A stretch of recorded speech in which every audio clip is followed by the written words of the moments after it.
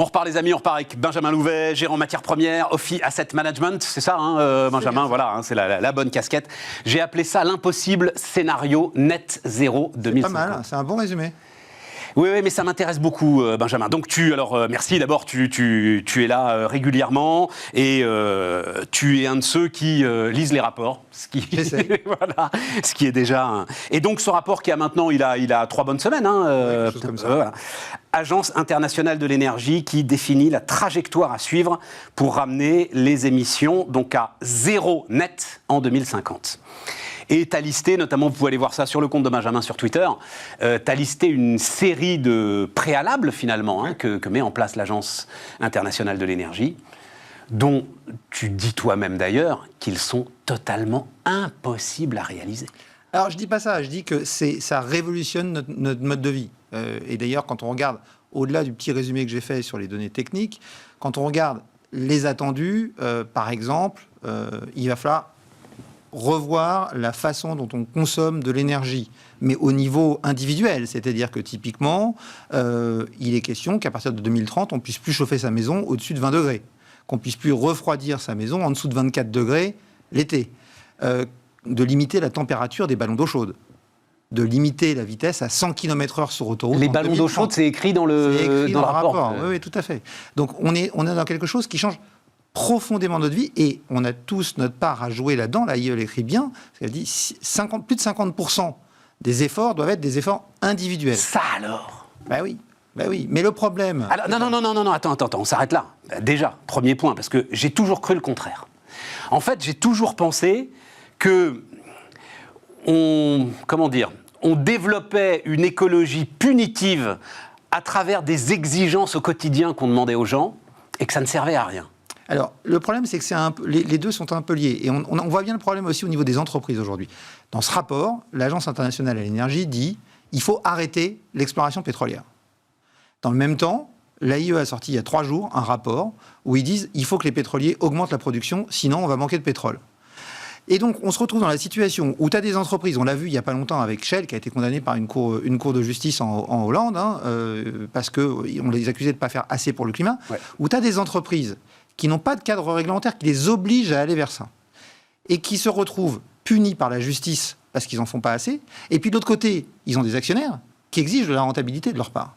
Et au niveau des acteurs particuliers, on a la même situation. On n'est pas obligé, on nous demande de faire un effort, mais il n'y a pas de cadre réglementaire. Et je pense, et le rapport de l'AIE le dit, qu'il va falloir à un moment ou à un autre légiférer là-dessus pour obliger les gens à faire ce changement. Parce que c'est tellement plus simple de vivre avec du pétrole. Dans un litre de pétrole, tu as 10 kWh d'énergie.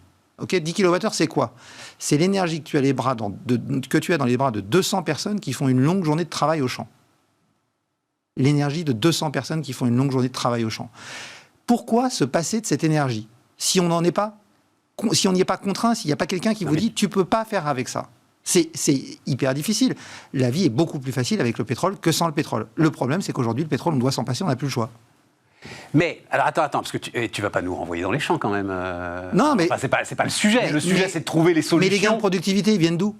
Les gains de productivité de ces dernières années, depuis le début de l'ère industrielle, ils viennent des machines. Ils viennent des machines. Voilà. Qui marchent à l'énergie. Exactement. Voilà. Tu as reçu Jean-Marc Jancovici. Mais c'est des croquettes pour machines, l'énergie. Donc, mais, attends.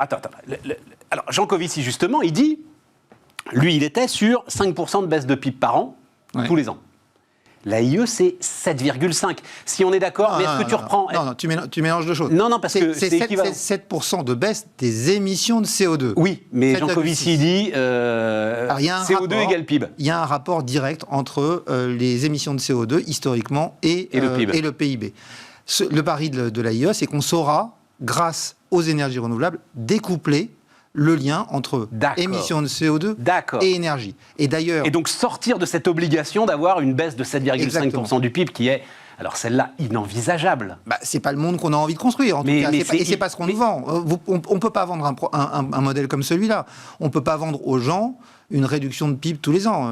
Mais surtout celle-là, 7,5, ça fait 2 Covid pratiquement, c'est ça Oui, c'est ça, enfin 1,5, allez, on va dire ça comme ça. 1,5. Oui, tout à fait. Donc c'est extrêmement difficile à envisager. Mais le pari de l'AIE, justement, c'est de dire on va d'abord apprendre à être plus sobre. Donc 4% de gain d'efficacité énergétique par an. Bon, le problème, c'est que sur les 20 dernières années, le gain énergétique, c'était plutôt un tiers de ça, et on commence maintenant. Et évidemment, quand on a commencé à faire des gains d'efficacité énergétique, on a commencé par les trucs les plus simples. Donc, c'est-à-dire qu'il nous reste les trucs les plus difficiles à faire. C'est ça. Donc, c'est compliqué, et dans le même temps, on continue à croître. Voilà. Ça, c'est une équation qui est quand même un peu compliqué à résoudre. Et pour revenir à ces chauffe-eau, là, parce que je dois te dire que tu m'as légèrement traumatisé, l'ensemble de ce que tu as listé, là, pas moins de 24 degrés dans les maisons, pas plus de 20 en hiver, etc. Ça, à l'échelle donc des pays développés, de ceux qui peuvent le faire, ça donne une réelle efficacité, dit l'AIE, ça donne de réels résultats en termes de baisse des émissions de CO2. En fait, ça fait partie de la sobriété, mais ce qui va compter, c'est l'isolation des maisons, c'est de passer aux voitures électriques, c'est de rendre plus flexible sa consommation. Aussi, il y a un gros pari qui est fait sur la flexibilité de la consommation énergétique. C'est-à-dire qu'on consommera l'électricité quand on pourra. Donc ça veut dire aussi avoir ce qu'on appelle des smart grids, des réseaux intelligents qui vont pouvoir faire aller l'électricité dans les deux sens. Et ça nécessite d'énormes investissements. Je citais le chiffre aussi, il faut passer de 260 milliards par an investis aujourd'hui à 820 milliards de dollars investis par an dans le réseau électrique. Alors, j'ai repris tes chiffres. Le solaire, il faut multiplier les investissements par 20, l'éolien par 10, les usines de batterie par 600 d'ici 2030. En fait, il faut multiplier la capacité des usines de batterie par 600. Il faut en fait installer 20 gigafactories par an tous les ans jusqu'en 2030. Tout ça en finançant l'adaptation du réseau, évidemment, comme tu l'as dit. Tout à fait. Après, il faut multiplier par 5 les installations solaires tous les ans. Puis ça pose d'autres problèmes. C'est un de mes gros éléments en ce moment. Et il y avait un article dans The Economist sur le sujet ce week-end. La contrainte des matières premières. Parce qu'il faut que les gens comprennent qu'on ne fait pas de l'électricité avec du vent ou avec du soleil. On fait de l'électricité avec un transformateur qui va transformer le vent ou le soleil en énergie. Voilà. Ce transformateur, on le fait avec des métaux. Bill Gates l'avait dit dans une conférence à Stanford, il avait dit les financiers qui m'expliquent qu'ils vont résoudre le problème du changement climatique en finançant plus les entreprises polluantes, ils me font rire. Il va falloir qu'ils m'expliquent comment ils font voler des avions avec des feuilles Excel. Des avions, ça vole avec de l'acier, avec de l'aluminium, avec du plastique. Et tout ça, c'est du concret. Prenons l'exemple du solaire. Dans le solaire, en 2020, on a installé un record de capacité solaire dans le monde. Soit dit en passant, dans les chiffres de l'AIE, il faut installer tous les jours jusqu'en 2030, l'équivalent de la plus grosse centrale solaire au monde. Tous les jours. Bon, 130 gigawatts. Quelle puissance la plus grosse centrale solaire au monde ? J'ai plus les chiffres en tête, mais tu fais le calcul. Voilà, ils disent qu'il faut installer 500... C'est quoi ? Ça doit être 400 mégawatts, quelque chose comme ça, non ? Autour de 500. Un demi-réacteur nucléaire, quoi. Voilà. C'est ça. Ancien. Donc, on a installé 130 gigawatts de solaire l'année dernière. Ça a consommé, c'est un métal qui n'est pas très important dans tout ça, mais ça a consommé 3142 tonnes d'argent. Il faut de l'argent pour faire circuler l'électricité, c'est le meilleur conducteur. 3142 tonnes d'argent, c'est 13% de la production mondiale d'argent. L'AIE nous dit tous les ans, il faut multiplier par 5 les installations solaires. Comment on fait ? L'argent, il y en a aussi dans les voitures électriques. Les gens le savent peu, mais en fait, dans les batteries électriques, alors il n'y a pas d'argent dans la batterie, mais dans une voiture, tu n'as pas une batterie, tu as un pack de batteries et il faut relier toutes ces batteries entre elles. C'est 5% de la consommation aujourd'hui. Il faut multiplier, il faut passer de 5% de part de marché pour les voitures électriques aujourd'hui, donc électriques plus hybrides, à 60% en 2030. Alors, ça veut dire, Benjamin, parce que le temps tourne, ça veut dire qu'en fait, on va se retrouver dans une espèce d'injonction contradictoire absolue, parce que, évidemment, on dit, ouvrons des mines, sauf que ces mines, l'extraction va émettre le CO2 que, d'un autre côté, on va économiser. Non ? Non. Alors ça, c'est un élément qu'il faut bien garder en tête. Alors, c'est très important. Les énergies fossiles sont responsables de 70% des émissions de CO2 sur la planète. Les mines, l'extraction et le raffinage de l'ensemble des métaux est responsable de 10% des émissions de CO2 de la planète. D'accord. Donc avec 10%, on enlève 70%. Alors il va falloir plus de métaux, donc on va dire que c'est pas 10%, mais c'est un peu plus. Mais la deuxième chose... Mais j'aime ces chiffres justement, ça voilà. On est sur des rapports intéressants. On peut réduire les émissions de CO2 liées à la production minière. Pourquoi ? Parce que tu extrais des métaux. Tu crées de l'énergie plus propre. Tu utilises cette énergie pour extraire les métaux. Et donc l'AIE, dans un de ses derniers rapports sur les métaux critiques, disait on peut réduire d'à peu près 80% les émissions de CO2 liées à la production de certains métaux comme le cuivre et le nickel. Par exemple, tu te retrouves avec des bulldozers électriques, quoi, pour dire les choses. Voilà, c'est ça. Tu utilises de l'énergie solaire ou de l'énergie hydraulique pour faire tourner ta mine. Et puis sur place, tu as des camions qui fonctionnent à l'électrique. Mais j'ai écrit impossible. Tout ce que tu viens de décrire, ça tient debout ou ça tient pas debout ? Alors, ça tient debout. D'abord, l'AIE le rappelle, si on s'y met très vite. C'est-à-dire que là, ils disent, on n'a plus le temps, c'est maintenant, ou alors après, c'est mort. C'est fini. Donc, maintenant, ça veut dire quoi ? Glasgow, COP26, 1er novembre. Le rapport de l'AIE a été commandé par les organisateurs de Glasgow. D'accord ? Donc, ça veut dire, RTE est en train de rendre son rapport aussi. Donc, ça veut dire que c'est à Glasgow. Mais alors, c'est qui les organisateurs de Glasgow? C'est qui les organisateurs de ces COP, d'ailleurs? C'est la COP, c'est les gouvernements. Donc voilà, c'est les Nations Unies, quoi. Et donc là, on les met au pied du mur, et je pense qu'il va y avoir besoin de mettre un gros coup d'accélérateur à cette COP. Sinon, il faudra qu'on se prépare à être résilient. Parce que, voilà, c'est pas moi qui le dis, c'est l'AIE qui est impartial sur ce sujet et qui dit, si on ne s'y met pas maintenant, on va être clair, un autre chiffre qui est très parlant.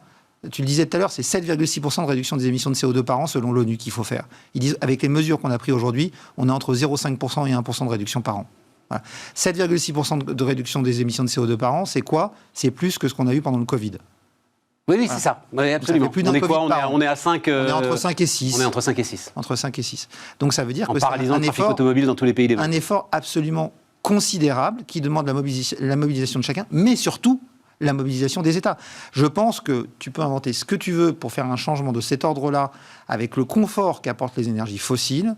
Ça ne peut passer que par du législatif. Et qu'est-ce qu'ils font Total dans cette histoire?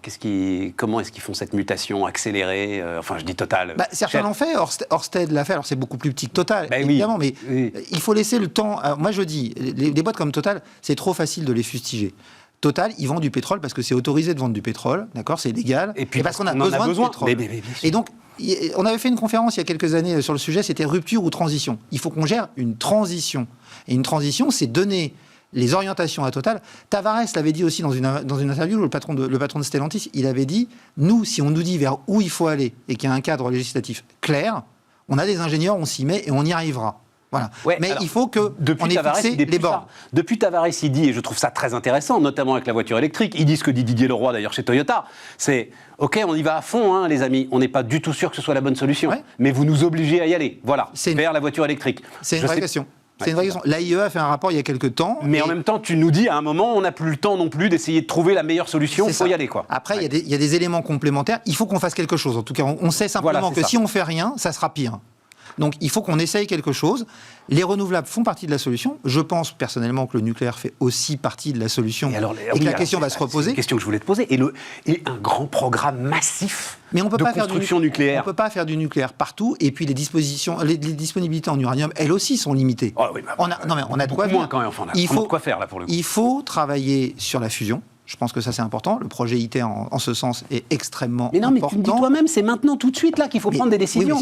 Les réacteurs sont là. C'est pas pour ça qu'on ne doit pas prévoir l'après, parce que le gros avantage de la fusion, c'est qu'il y a beaucoup moins de déchets et que ça produit beaucoup plus d'énergie pour beaucoup plus longtemps. On est d'accord. Il faut changer tout de suite. On ne peut pas mettre du nucléaire partout.